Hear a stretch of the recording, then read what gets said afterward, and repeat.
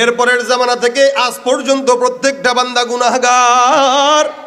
সবার গুনাহ আসমান সমান, সবার গুনাহ জমিনের গভীরতা সমান, সমুদ্রের গভীরতা সমান, সমুদ্রের ঢেউয়ের সমান, ফানার সমান।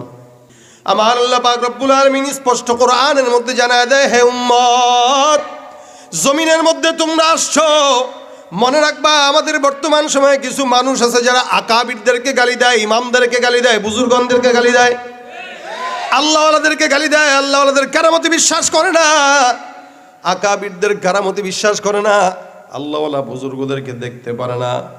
মনে রাখবেন, যতই আপনি তাদেরকে গালি দেন আর বলেন তারা ইসলাম বোঝে নাই, এটা মাথায় রাখেন, এরা ইসলাম কম বুঝলেও আপনার কথা অনুযায়ী তারা আল্লাহর জান্নাত বুঝছে।